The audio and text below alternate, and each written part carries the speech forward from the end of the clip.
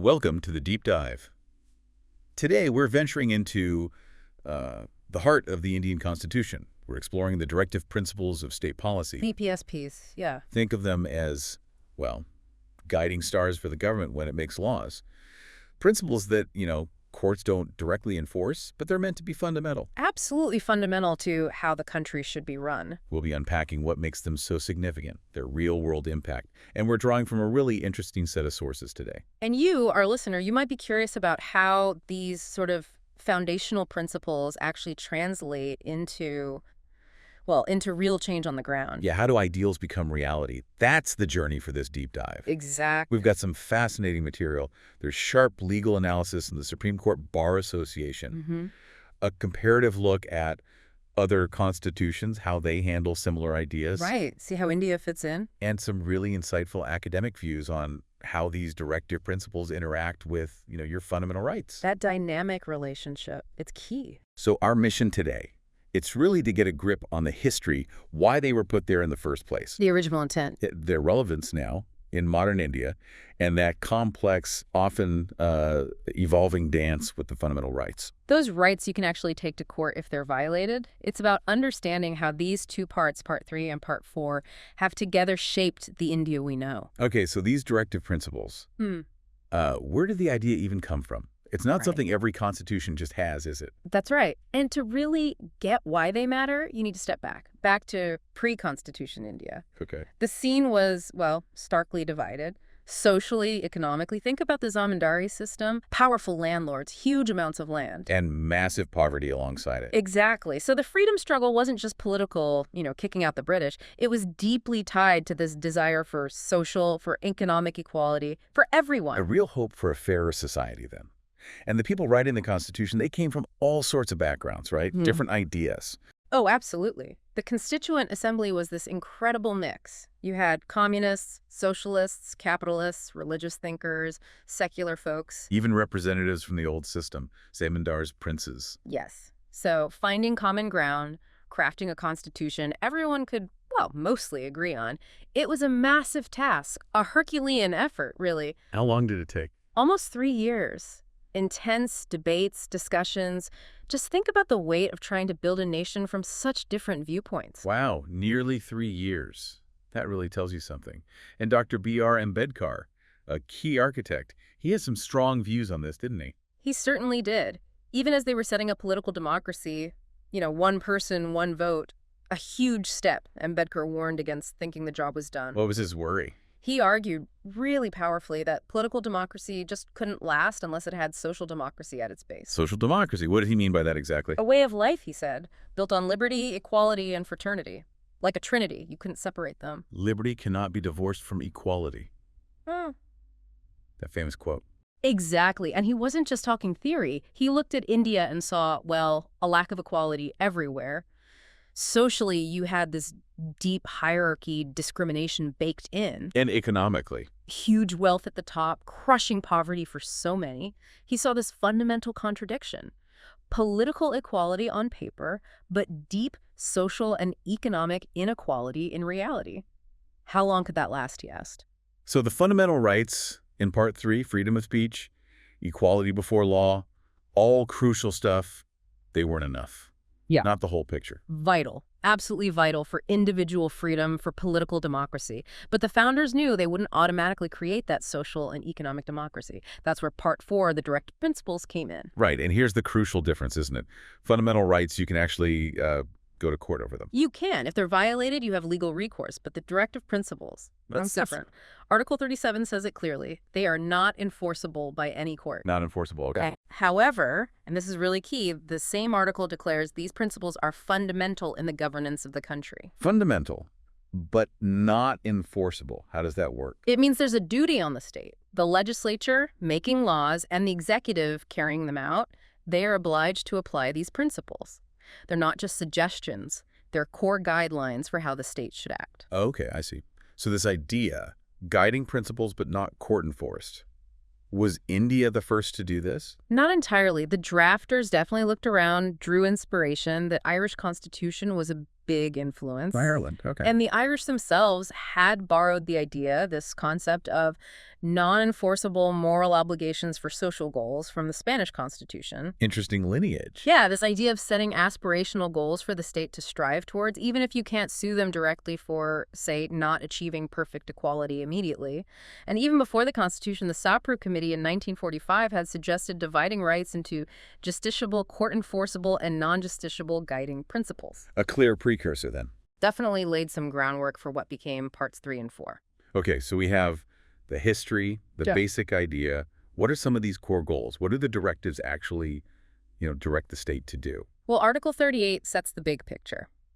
Promote the welfare of the people, secure a social order with real justice, social, economic, political. That's the overarching aim. Exactly. Then Article 39 gets more specific, talks about ensuring everyone, men and women equally, has a right to an adequate livelihood, distributing the community's material resources for the common good, preventing wealth concentration.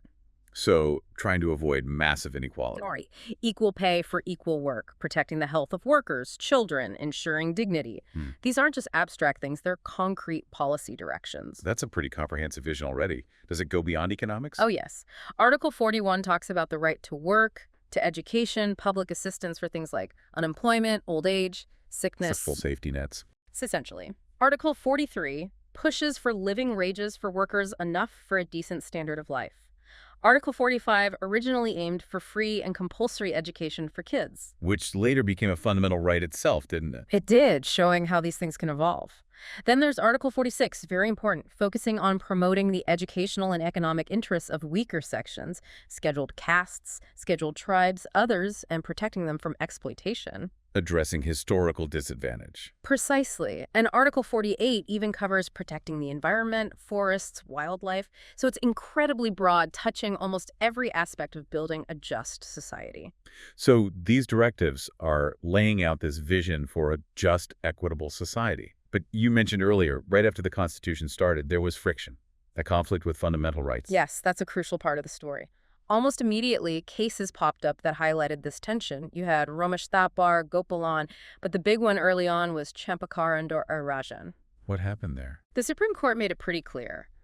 Fundamental rights were superior, directive principles were subordinate. Subordinate. Yes. In that specific case, the court struck down reservations the Madras state had made in colleges for certain backward classes. Why? They said it violated fundamental rights like Article 14, equality, and Article 15, non-discrimination. So here you had a policy aimed at upliftment, kind of in line with the DPSPs. Like Article 46 you just mentioned. Exactly. But it was struck down because it clashed with fundamental rights. It showed a real dilemma. Which part takes precedence when they seem to pull in different directions? That must have caused quite a stir, especially given the emphasis in the directives on upliftment. It definitely did, and it led to a direct response from Parliament. See, laws are being passed to abolish the zamindari system. Breaking up those big land holdings. Right, a key DPSP goal for economic equality. But they faced legal challenges. The Patna High Court struck them down, while Allahabad and Nagpur High Courts upheld them. Different courts, different views. So uncertainty, and Parliament needed to act. Precisely. To clear the path for these reforms, they amended the Constitution itself. Ah, the First Amendment. Yes, 1951. It introduced Articles 31A and 31B. The main goal was to protect these agrarian reform laws, zamindari abolition laws, from being challenged based on fundamental rights, especially the right to property back then. And the Ninth Schedule came in then, too. Correct. 13 specific acts were put into this Ninth Schedule, basically shielding them from judicial review on grounds they violated fundamental rights. It was Parliament saying, these socioeconomic reforms are crucial and we need to protect them. A major step. But then this First Amendment itself got challenged. It seems like a cycle. It does, doesn't it? In the Shankari Prasad case, the argument was that the amendment itself violated Article 13.2, which says the state can't make laws taking away fundamental rights. Makes sense. So what did the court say? The Supreme Court, unanimously actually, said Parliament did have the power to amend the Constitution, even fundamental rights. They reasoned that amending the Constitution was different from making an ordinary law, so Article 13.2, didn't block amendments. Okay, so that gave Parliament a lot of power, right? It seemed to, yes. It suggested Parliament could change even fundamental rights to pursue DPSP goals. And the right to property kept coming up. It sounds like a real flashpoint. It absolutely was. Cases like Subagopal Bose or Kada Srinivas, they kept challenging how the government acquired property, especially the compensation offered. The government wasn't paying enough. The courts often found the compensation inadequate, essentially arguing people were being deprived of property without fair value, which they saw as violating Article 31, the property right back then. It was this constant tension, individual property versus the state's reform agenda. So more amendments followed. Parliament trying to adjust the rules again. Exactly. The Fourth Amendment in 1955 tackled compensation head-on. It amended Article 31 to say the adequacy of compensation couldn't be questioned in court. Oh, taking it out of the court's hands. Pretty much giving the legislature more freedom for things like land redistribution without compensation challenges stopping them. And later, the 17th Amendment in '64 expanded the definition of estate, the kinds of property covered by protections for land reform, and added another 44 acts to that ninth schedule. More shielding of laws. Continuing the trend, yes. So for quite a while, it looked like Parliament was successfully using amendments to prioritize DPSPs over certain judicial views of fundamental rights. But then this idea of the basic structure started to emerge. That wasn't in the original text, was it? No, not explicitly. The first real inkling came in the Sajjan Singh case in 1965. The court upheld the 17th Amendment, but some judges started asking, well, is Parliament's power to amend totally unlimited? Questioning the absolute power. Yes. Justice Moodholker, for instance, wondered aloud if an amendment could change the fundamental features of the Constitution. If it did, maybe it wasn't really an amendment at all, just planting a seed of doubt. Just a hint. And then came the Goloknath case. That's the big one, isn't it? Absolutely pivotal. Goloknath, 1967, an 11-judge bench, and by a slim 6-5 majority, they ruled Parliament had no power to amend Part 3, the fundamental rights, if it meant taking away or reducing those rights. Wow. No power at all. According to the majority, yes. Any amendment trying to do that would be void. They used prospective overruling, though, so past amendments were safe, but going forward, fundamental rights were off limits to amendment, a huge shift. That must have caused major waves politically. Parliament can't touch fundamental rights even with a majority. And Chief Justice Subarao, who wrote the majority opinion, he really emphasized their importance, didn't he? He did. He spoke about the transcendental importance of fundamental freedoms, arguing they couldn't be changed based on shifting political opinions or what Parliament thought was good policy at the time. They were guaranteed. But there were dissents. Not everyone agreed. Oh, strong dissents. Justice Bakawat argued that the preamble's goals, including the socioeconomic justice and the DPSPs, might actually require amending fundamental rights sometimes. To achieve the greater good, essentially. That was the argument. And Justice Ramaswamy also dissented, saying liberty and equality aren't static and the DPSPs were just as fundamental as the rights. He pointed to Article 37's duty on the state. So even in Goloknath, that core tension was still very much alive. So even with Goloknath seemingly putting rights first, the argument for DPSPs didn't go away. This back and forth is really the core of it all. It really is. And the government certainly wasn't happy with the Goloknath limits, especially for socioeconomic reforms. The years right after saw more clashes. The bank nationalization case, the Privy Purse case. Government actions aimed at DPSP-type goals were struck down by the Supreme Court. On what grounds? Violating fundamental rights, inadequate compensation and bank nationalization, violating equality by abolishing privy purses for former rulers. These rulings just added fuel to the fire between the courts and Parliament. And Parliament's response? More amendments, I bet. It feels like a pattern. Yep. The 24th and 25th Amendments were direct responses to Goloknath and those later cases. What do they do? The 24th basically said, yes, Parliament can amend anything, including fundamental rights, and Article 13 doesn't apply to amendments, trying to undo Goloknath directly. And the 25th? That introduced Article 31C. This was crucial. It said laws made to implement specific DPSPs, Article 39B and C, about distributing resources and preventing wealth concentration couldn't be challenged for violating Article 14, equality, 19, freedoms, or 31, property. So putting those specific DPSPs above certain fundamental rights. A clear attempt to do just that. This constant tug of war. Yeah.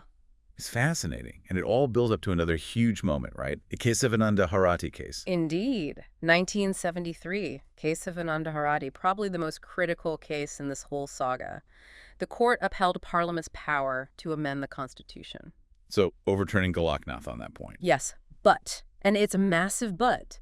It established the basic structure doctrine. The idea hinted at before. Exactly. Now, it was official doctrine.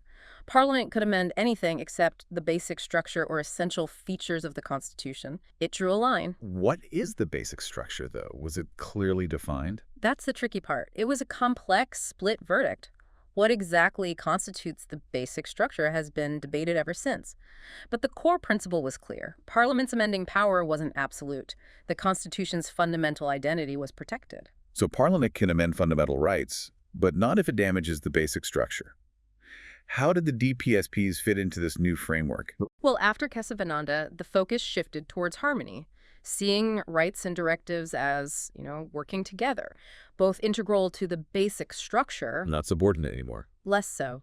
Justices Shalat and Grover called Parts 3 and 4 the conscience of the Constitution, interconnected, equally important. Justice Reddy stressed the court's duty to interpret laws to further the DPSPs. A big shift from the early days. And what about property rights? Still a hot topic. Still debated, Justice Khanna suggested property rights might need to be curtailed sometimes to achieve DPSP objectives, like reducing inequality. Prioritizing the social goal. And Justice Matthew went even further, calling Part 4 the true conscience, suggesting maybe even more fundamental in some ways than individual rights. It showed a growing judicial acceptance that DPSP goals might require limiting property rights reasonably. Then came the 42nd Amendment in '76, a time of big changes. It tried to boost the DPSPs even more, right? It did, a major attempt. It tried to expand that Article 31C protection, which only covered 39B and C, to all directive principles. Wow, all of them. Yes.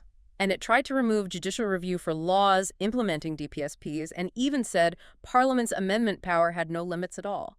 A real push for DPSP supremacy. But the Supreme Court pushed back again, maintaining the balance. They did. In the Minerva Mills case, 1980, the court struck down that expansion of Article 31C back to just 39B and C. They also strongly reaffirmed judicial review as part of the basic structure. Couldn't remove that. So basic structure holds firm. Yes. But interestingly, even while striking down those parts, the court didn't diminish the DPSPs. Chief Justice Chandrachud used that famous metaphor. Parts 3 and 4 are like two wheels of a chariot. Both essential. Need both to move forward. Exactly.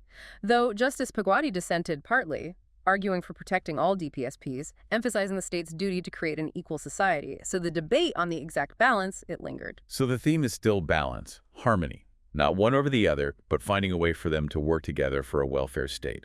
That's the ideal, yes. The Waman Rao case reinforced this, saying laws genuinely implementing Article 39B and C actually strengthen the basic structure. Interesting twist. And the Sajeev Koch case broadened the idea of material resources of the community under 39B to possibly include private resources too. It shows the courts constantly interpreting and applying these principles in new ways. It really seems the judiciary hasn't just been a passive referee.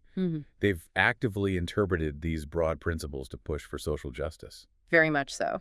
Justice Krishna Iyer in the Ranganath Reddy case spoke powerfully about economic democracy being essential, needing both Parts 3 and 4 to shape state action. But he also warned only laws genuinely serving 39B and C get the protection. Not just any law claiming to. Right. And you see this proactive approach in cases like Abu Kavur by nationalizing housing was seen as valid distribution under 39B, even without the law explicitly saying so under 31C. The substance over form. Exactly. And cases upholding nationalization even with below-market compensation if it served 31C goals. The I.R. Coelho case summed it up. Balance rights and DPSPs for public good, but don't completely wipe out individual liberty. And it's amazing how these, sometimes abstract-sounding principles actually filter down into specific laws affecting daily life, like labor laws. Definitely. Cases like Bijay Cotton Mills used Article 43 living wages to uphold the Minimum Wages Act. The state has a duty, based on DPSPs, to prevent exploitation. Right. The Chandra Pawan boarding case highlighted how rights and directives are complementary. Building a welfare society isn't just about rights, but also state duties. Two sides of the same coin. And the People's Union for Democratic Rights case even linked living wages, a DPSP goal, directly to the fundamental right to life with dignity under Article 21. Shows how they can reinforce each other. And thinking about Article 46, uplifting weaker sections, that interaction with fundamental rights, especially around reservations, has been so central, hasn't it? Absolutely crucial and complex. We saw the early setback in Champakaran. Right, striking down reservations. But then came the constitutional amendment, adding Clause 4 to Article 15, specifically allowing special provisions for backward classes. The Constitution adapting. Exactly. Cases like Balaji then wrestled with how to balance these special provisions with the wider community's interests, avoiding reverse discrimination, finding that pragmatic balance, just as Gajendra Gadkar talked about. And the view on reservations and jobs, Article 16.4, Huh. that changed too. It evolved from being seen as just an exception to equality to being recognized as a preserved power for ensuring representation. Justice Super Rao argued for that early on. And the N.M. Thomas case was a turning point. A huge one. It strongly upheld preferential treatment for SCSTs, talking about achieving actual equal partnership, Justice Krishna Iyer's phrase again. The Constitution as a dynamic document with destination social revolution. Powerful stuff. And the Akhil Bharatiya Societ Karmchari Sangh case called it activist equalization for social justice. Finally, the Indrasani case, the Mandel Commission case, cemented this view, upholding reservations via executive orders too. Affirmative action became a key tool rooted in DPSP goals. So it's crystal clear. Even though you can't technically sue over a DPSP directly, they've been this massive driving force behind laws and court decisions. Undeniably, we see it everywhere. Land redistribution upheld in Coup, Sonia Bhatia, stressing community interests from Part 4 over individual hardship. Okay. Protecting tribal interests, like in Lingapa-Pachana Apple War, explicitly linking it to Article 46 and their vulnerability. Right, specific groups. Even distributing government dealerships, like in the Fertilizer Corporation case, seen as serving social justice under Article 39. Justice Ramaswamy called law a tool for peaceful socioeconomic revolution, highlighting that link between rights and DPSPs. And the right to life itself expanded. Yes. Article 21 grew significantly in cases like Maneka Gandhi, Olga Telly's right to a meaningful life, human dignity, often influenced by DPSP ideals. Even court directives in cases like Sheila Bars drew on both Article 21 and Part 4. And environmental protection, too. Absolutely. The MC Mehta cases established the right to a pollution-free environment under Article 21, directly echoing DPSP goals in Article 48. It's also fascinating how the judiciary sees itself in relation to DPSPs, not just interpreting, but applying them. Yes, that's a key point. Justices Matthew and Begg and Kesavananda argued the judiciary, being part of the state, is also bound to apply DPSPs in its judgments. An obligation on the courts, too. And Justice Reddy and Justice Krishna Iyer emphasized the court's duty to interpret laws to advance the mandate of both rights and directives, a self-acknowledged role in furthering these goals. So looking back at this whole quite dramatic journey, has the judiciary ended up aligning with what people like Nehru hoped for minimal interference in socioeconomic justice? Well, it's complex, but in many ways, yes, especially post-Kesavananda. Laws under Article 31C, implementing 39B and C, they've generally been upheld. The court has been supportive there. And the court has often interpreted 39B and C proactively to promote social justice. We've seen real results: land for the landless, tenants becoming owners, strong labor laws.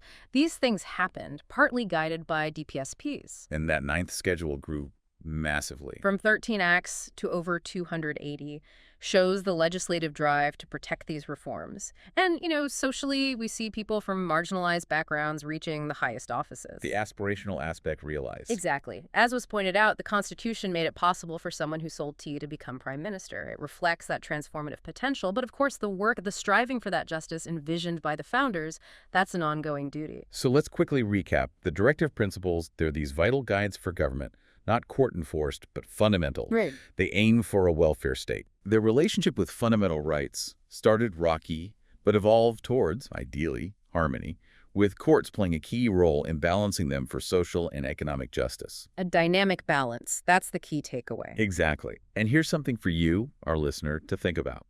Since you can't take the government to court directly over DPSPs, how can citizens, how can civil society effectively push for these principles to be truly realized? Yeah, what are the levers beyond the courts? And what's that continuous balancing act between individual rights, which are crucial, and the collective dream of a truly just and equitable society laid out in those directives? A question that definitely remains relevant today, something to ponder after this deep dive.